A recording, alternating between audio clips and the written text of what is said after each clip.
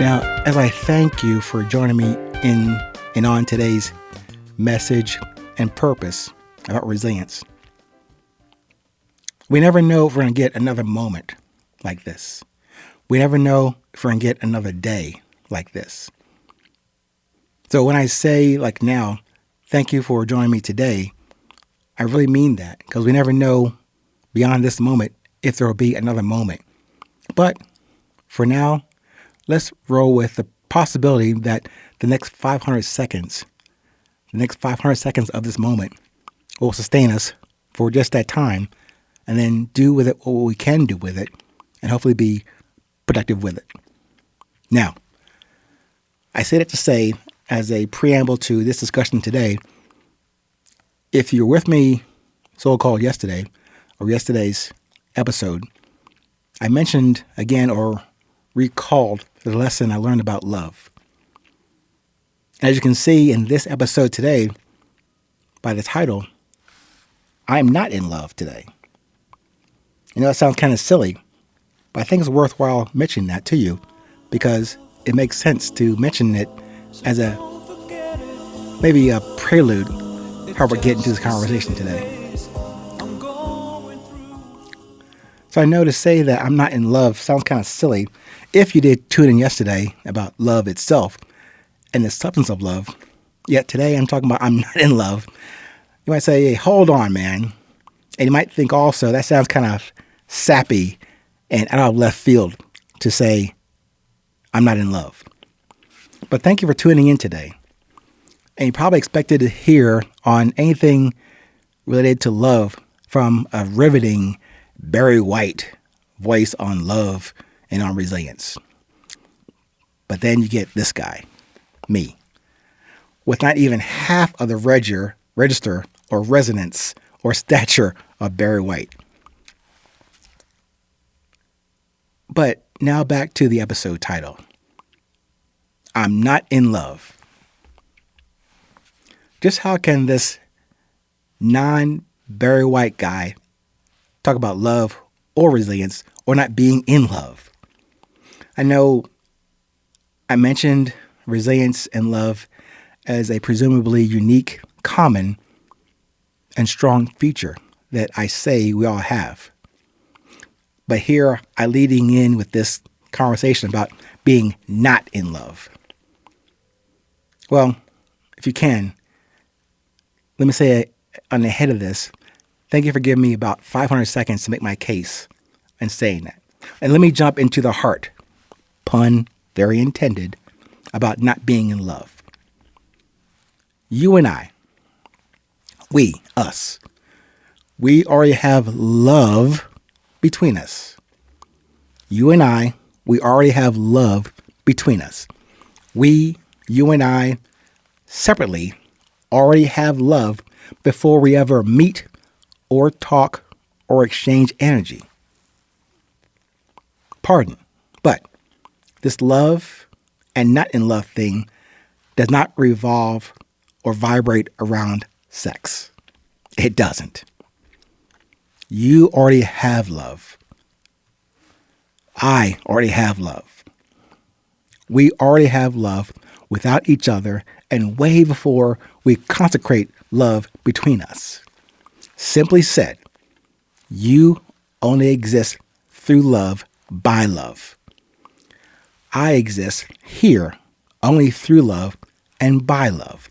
The love insisted in you and I from the higher power or God or Allah or Buddha or your pet ferret or any other symbol you use in your life.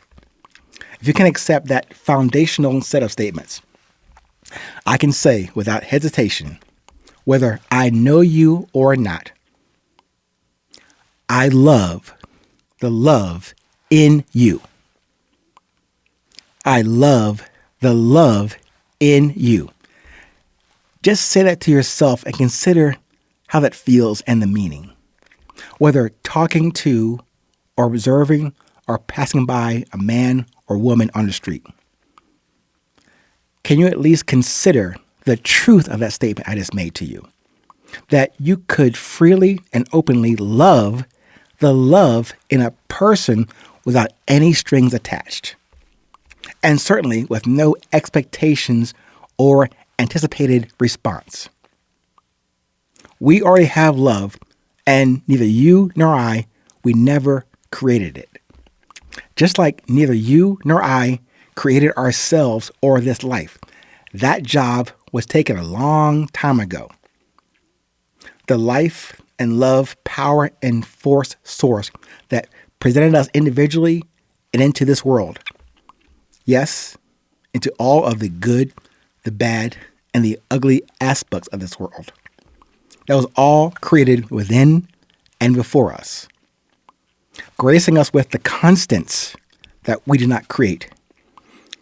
That was done for us, and we were given only very simple instructions, which I heard from my African elder, Mr. Tamba, many years ago. He told me this when I was questioning my own existence, my purpose. He said, to go, ask no question, and die.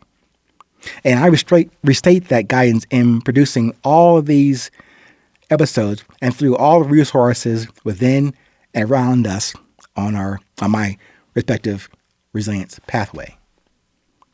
So you cannot be in love